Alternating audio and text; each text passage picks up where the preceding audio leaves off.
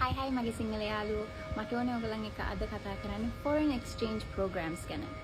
මම ඉපදුනේ ඇමරිකාවේ. මගේ අම්මා ඔක්කොමලාම ඇමරිකාවේ ඉන්නේ. පොඩි කාලේ ඉඳන් මම ඉස්කෝලේ ගියා. pre-med කරුවා, pre-law කරුවා, major එකක් කරුවා theatre වලට. ඉස්කෝලේ ගිහින් මම පාඩම් කරලා මගේ ඔක්කොම knowledge මම ගෙනාවා ශ්‍රී ලංකාව. මගේ අම්මගේ රටනේ ශ්‍රී ලංකාව. මම ශ්‍රී ලංකාවට හරි ආදරේ. මගේ හස්බන්ඩ්ුයි ඇමරිකන් වුණාට අපි පදිංචියට ආවේ ශ්‍රී ලංකාවට. ඒ එච්චර ලස්සන රටක් තියාගෙන අපි ළමයි ඉස්කෝලේ පොඩි කාලේ ඉඳන් දාලා ඊට පස්සේ ඒගොල්ලන්ව පටවනවා වෙන රටවල් වලට.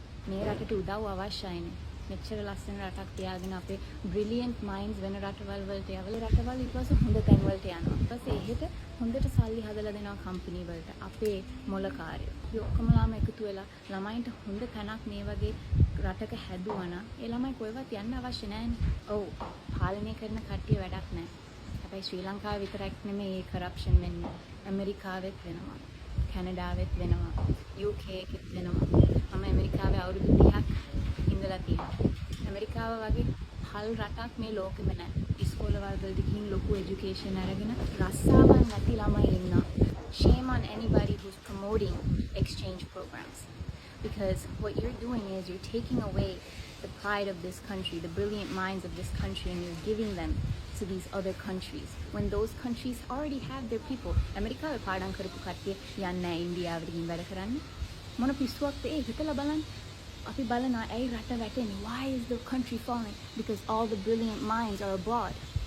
යන්න ඕන වෙන රටවල් වලට ගිහින් ඉහේ දුක් විඳින්න 7-11 වල වැඩ කර. මම කියන්නේ හොඳට සල්ලි වන්න බෑ කියලා ඇමරිකාවේ. ඔව් පැයට 20ක් 25ක් වන්න පුළුවන්. but ඔයගොල්ලන් දන්නවද? ගෙවන්න ඕනේ ගාන අපාර්ට්මන්ට් එකකට. අපේ වයස කට්ටියට ගෙයක්වත් ගන්න බෑ ඇමරිකාවේ. අපි ටැක්ස් ගෙවනවා මොනවටද? කණ්ඩ නෑ සල්ලි. පොඩි කාලේ ඉඳන් විකුණනවා මේ හීනයක්. කියන ඇමරිකාවට ගියාම කැනඩාවට ගියාම UK වලට ගියාම හොඳ ලයිෆ් එකක් ලිව් කරලා ඉන්න පුළුවන්. ඒ 1% of people. Most people never get that opportunity. ඔයගොල්ලන්ට නිවුස් එකේ පෙන්වන්න නැතුව ඇති වෙන රටවල් වල වෙන දේවල්. ඇමරිකාවේ crime එක, foreign exchange students ලගේ suicide rate එක ඔයගොල්ලන් දන්නවද? රිසර්ච් කරලා බලන්න.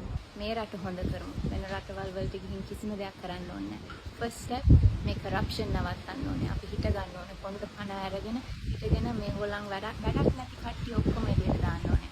ඔයගොල්ලන් follow කරන celebrities, influencers මේ රටේ කිසිම උදව්වක් නැත්නම් නවත්තන්න ඒගොල්ලන්ට support කරන එක බලන්න එපා ඒගොල්ලන්ගේ shows.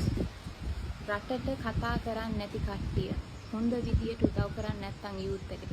ඒ වගේ මිනිස්සු වැඩක් නැහැ. කොහොම ස්ථිති මේ වීඩියෝ එක බලන්න.